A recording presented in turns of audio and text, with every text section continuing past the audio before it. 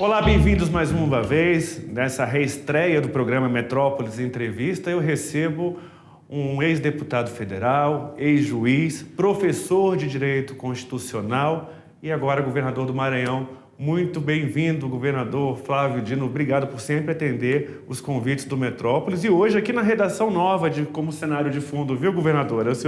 A estreia do senhor aqui é já na redação nova do Portal Metrópolis. Bem-vindo, obrigado mais uma vez. Eu que agradeço a gentileza do convite e muito bom falar com todos vocês. Governador, é inevitável a gente começar essa entrevista falando sobre aqueles atos que ocorreram no 7 de setembro, em Brasília, em diversas cidades, mas principalmente em Brasília, no Rio de Janeiro e em São Paulo, quando o presidente da República fez bastante ataques, né, às instituições democráticas, principalmente ao STF. O presidente do STF já rebateu hoje com um discurso bastante contundente também, dizendo que o presidente teria cometido um crime de responsabilidade. Na sua avaliação, o Congresso vai analisar esse impeachment do presidente? Acho que abriu uma possibilidade de analisar esse impeachment? Caio, eu acho que além da possibilidade, a necessidade se torna ainda mais evidente. Nesse momento em que nós estamos conversando, nós estamos vendo crise nos mercados, várias estradas federais bloqueadas, inclusive no meu estado, no estado do Maranhão, uma desatinada tentativa de invasão do Ministério da Saúde em Brasília, sinais, portanto, de desgoverno, de anomia. Daqui a pouco, não haverá condições mínimas de funcionamento do Estado, do aparelho estatal no nosso país, abrangendo os demais poderes. Eu acho que o Parlamento, o Congresso, deve adotar uma postura de defesa do país, uma postura ampla. Não se trata de disputa mais situação governo, direita e esquerda, mas sim de preservação das condições de funcionamento da nossa nação. Por isso, eu acho que sim, respondendo objetivamente a sua pergunta, essa possibilidade se recoloca, além de outras saídas. Nós temos também processos judiciais no Tribunal Superior Eleitoral que podem ser também um caminho de repor o Brasil nos trilhos da legalidade, nos trilhos da paz social que nós tanto precisamos. Dois ministros importantes do governo Bolsonaro não apareceram nesses atos convocados aí por aliados do presidente. A ministra Flávia Arruda e o ministro Ciro Nogueira. O senhor acha que isso pode ser uma sinalização de que o Centrão está começando a querer se descolar do bolsonarismo? Uma parte dos parlamentares atuando de modo muito alinhada ao governo ainda, em face da liberação de verbas, recursos, emendas. Isto é público e notório. O nível de colapso que vai se colocando comprometerá, inclusive, isto. Ou seja, aqueles que estão pensando de que vão liberar emendas para as suas bases, para os seus estados, prefeituras, etc., a estas alturas caminham para uma imensa ilusão. E tal é a disfuncionalidade que está posta. Então, eu vejo que é necessária uma reflexão ampla por parte desses partidos que ainda imaginam do Bolsonaro um caminho de realização dos seus projetos imediatistas, seus projetos de poder, enfim. Eu espero que haja essa reflexão, que o interesse público se coloque em primeiro lugar, e haja lembrança, inclusive, do colapso que houve na política pós-golpe de 64, quando alguns políticos foram iludidos e depois eles próprios se arrependeram. Então, eu espero que esse exemplo histórico sirva de referência para essa revisão de conduta, de postura. Dentro do Fórum dos Governadores, o senhor tem uma temperatura de como os chefes dos executivos estaduais e do Distrito Federal têm se posicionado sobre esses constantes ataques sobre o partido do presidente da República?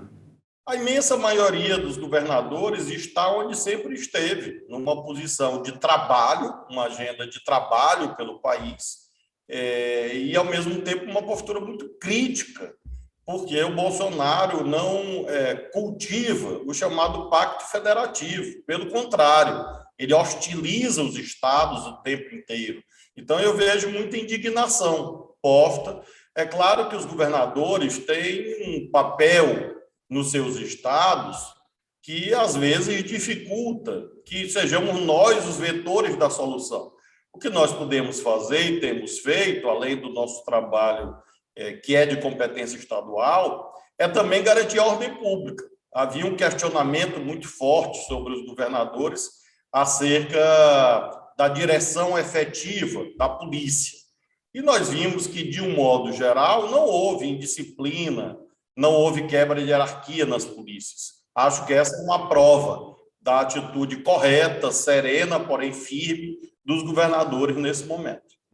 Dentro desse cenário que a gente tem visto, de, por exemplo, hoje, como o senhor citou anteriormente, o próprio Ministério da Saúde foi alvo, né, dos manifestantes, o próprio STF também sofreu ameaças de manifestantes. Qual vai ser a gota d'água para que realmente as instituições coloquem um basta nesse momento que a gente está vivendo?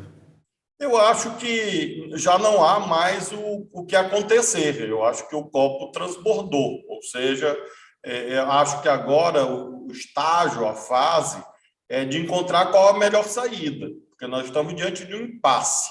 O presidente da República em minoria, mas que preserva aí algo em torno de 25% de apoio eleitoral, o que não significa apoio para golpismos, são coisas diferentes, mas ele mantém uma certa força, um certo apoio, porém já não detém as condições de governabilidade. Então, nós precisamos achar a saída.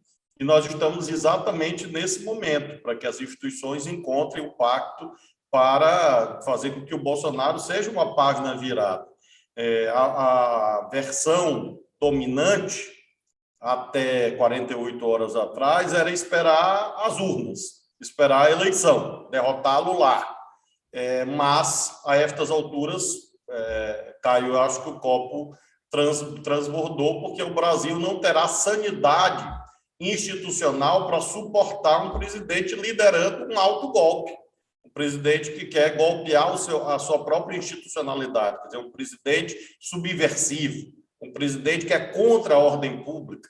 Então, nós não temos como resistir, aguentar esse nível de estresse institucional, inclusive por razões econômicas. Os mercados estão respondendo e não haverá reação que a economia precisa para voltar a gerar emprego, gerar renda, gerar estabilidade de preços, combater a inflação.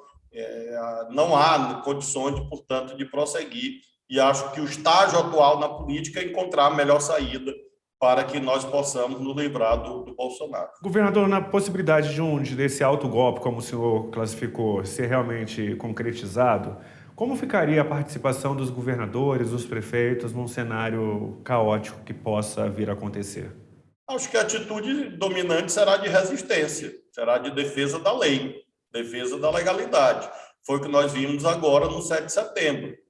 Você não houve nenhum governador, veja que isso é significativo, nenhum governador participou destes atos. Então, nenhum, zero. E pelo contrário, os governadores, mesmo aqueles mais alinhados com Bolsonaro, preocupados com a lei, preocupados com a legalidade. Acho que essa é a dupla face que nós temos que manter no momento. De um lado, firmeza, coragem, e de outro, amplitude. Uma ampla concertação institucional capaz de achar a saída. Eu creio que a imensa maioria dos governadores estará engajada nesse caminho. Nesse cenário, então, conforme ele tenta, de alguma forma, interromper ou suspender as eleições, aquela discussão toda do voto auditável, que já foi, inclusive, descartado pelo Congresso, o senhor acha que esse tensionamento vai realmente resultar numa violência generalizada para as eleições, nesse extremismo que o Brasil tem vivido?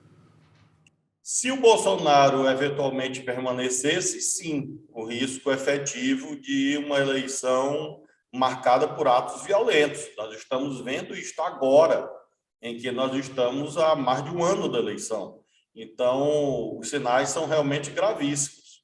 E por isso mesmo nós que queremos a paz, nós que queremos que os brasileiros e brasileiras caminhem unidos, ainda que com as suas diferenças, porém unidos, devemos achar a saída aqui e agora e proteger ao máximo a democracia, a Constituição, para proteger os lares brasileiros. Nós temos que colocar isso na frente. Este não é um debate dos políticos, esse é um debate da sociedade, uma vez que quem está pagando o preço é quem precisa comprar o botijão de gás de cozinha. Quem está pagando o preço é quem vai na feira, no mercado, fazer compras e encontra os alimentos ultra inflacionados. Então, o preço é pago pela sociedade e, por isso, é preciso que os políticos achem a saída dessa confusão em que o Bolsonaro nos meteu. Governador, nos bastidores, ex-correligionários do senhor do PCdoB lamentam a sua saída do partido, principalmente por ser uma liderança forte no Nordeste do país. Como que o senhor enxerga os próximos passos do PCdoB, principalmente nas eleições do ano que vem, com essa perda, como o nome do senhor, que era, sem dúvida, um dos mais relevantes do partido? Eu continuo a ter muito apreço, respeito pelo PCdoB, pela sua trajetória pretérita e futura. Eu tenho defendido que haja uma maior união no nosso campo político. E agora, no PSB, tenho atuado nesse sentido. Nós estamos vendo que a legislação restritiva aos partidos deve ser mantida. Agora, nesse ambiente, faltando 20 dias, 25 dias, para a definição do prazo das regras eleitorais de 2022, não vejo muitas condições de alterações significativas. Eu torço muito para que o veto presidencial sobre o Instituto das Federações Partidárias seja derrubado pelo Congresso, e aí o PCdoB deve compor alguma federação, imagino, com alguns partidos, quem sabe o próprio PSB, onde me encontro agora, de modo que eu não considero que tenha sido um adeus, é mais um até logo, mas vamos nos ver em breve, tenho certeza, sempre nesse sentido da convergência, que é o que nós devemos buscar. O senhor é um dos mais defensores da candidatura do ex-presidente Lula à presidência da República. Como é que estão os bastidores para a construção de uma chapa presidencial encabeçada pelo ex-presidente Lula? O ex-presidente Lula esteve recentemente aqui no Maranhão, conversamos bastante e acredito que essa caravana que ele fez ao Nordeste foi exitosa, não no sentido de realização de grandes mobilizações, porque isto é inviável na hora presente por motivos sanitários, mas, sobretudo, pelas mobilizações com segmentos sociais e políticos, para além da esquerda, para além do PT. Por isso, eu fiquei bem animado com o que vi, com o que ouvi, esta compreensão de que uma eventual nova presidência do Lula deve ter essa marca de reconstrução nacional e, por isso, deve ser um governo amplo, um governo plural, amplo, todo o campo democrático unido, para que a gente possa remover um entulho bolsonarista que é muito grande a essas alturas. Um dos assuntos mais fortes em Brasília nas últimas semanas foi justamente o julgamento do marco temporal pelo Supremo Tribunal Federal, inclusive com a participação e manifestação de indígenas do país todo aqui no acampamento para fazer garantir os direitos dos povos originários. Como o senhor avalia esse julgamento? Tem um projeto de lei que também está em tramitação, a CCJ chegou a aprovar. Como o senhor avalia essa situação do marco que está sendo julgado pelo Supremo Tribunal Federal? De um modo geral, há uma atitude errada de confrontação com os direitos dos povos originários, assim como também no que se refere à própria questão ambiental. São temas que, mal geridos, poderão resultar, inclusive, em sanções contra o Brasil na arena internacional ou mesmo restrição a produtos brasileiros no mercado externo. Então, eu creio sempre que o equilíbrio, o bom senso deve prevalecer. O Supremo já se pronunciou em outra ocasião sobre este tema dos direitos dos povos indígenas e, a meu ver, se pronunciou corretamente, no sentido de fazer valer a autoridade da Constituição Federal. Qualquer nova regulação agora vem numa hora errada, numa hora em que o Brasil já está, aí, nesse momento, muito fragilizado, inclusive perante as instâncias internacionais ou supranacionais. Então, eu creio que não é hora de mexer nisso e devem ser mantidas as regras tal como vigentes, preservando as terras indígenas, a possibilidade delas serem demarcadas de acordo com aquilo que a Constituição manda. Sempre há direito de defesa, laudos, e, em última análise, depende do próprio presidente da República, que é dito ou não o decreto, de modo que eu não creio que seja o melhor momento ou seja o melhor conteúdo essa ideia de mexer nesse assunto agora. O senhor possivelmente vai disputar o Senado nas eleições do ano que vem, né? O Senado pelo Maranhão. Como que o PSB tem construído as candidaturas regionais aí para as eleições de 2022?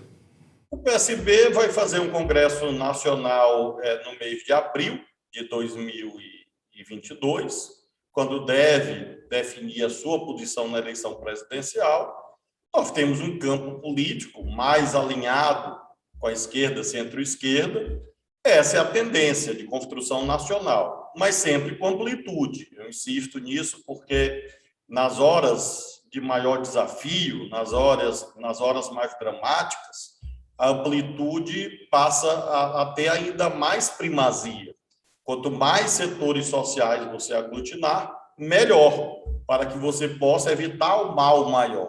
Então, essa diretriz nacional também está presente nos estados, inclusive no nosso estado, em que temos uma experiência vitoriosa de mudanças e devemos perseverar nesse caminho, continuar no caminho de mudanças, para isso, mantendo a união desse campo político bastante plural que vem realizando o nosso governo já há 6 anos e 8 meses. Nessas construções, obviamente, a gente tem que levar em conta a aliança histórica do PSB com Ciro Gomes. Como que o PSB vai conseguir fazer esse jogo de cintura aí por conta da situação até mesmo de candidatura do Ciro Gomes, que insiste em ser o candidato de centro-esquerda contra Lula, né, contra Bolsonaro? Como que o PSB vai ficar nessa dualidade, digamos assim? A última reunião da nossa direção nacional definiu uma posição clara. O PSB vai com o candidato que reúna as melhores condições de derrotar o Bolsonaro, se no poder ele estiver. Então, não há uma definição de nomes, há uma definição de um caminho da maior eficácia para evitar a continuidade desse modelo de destruição nacional.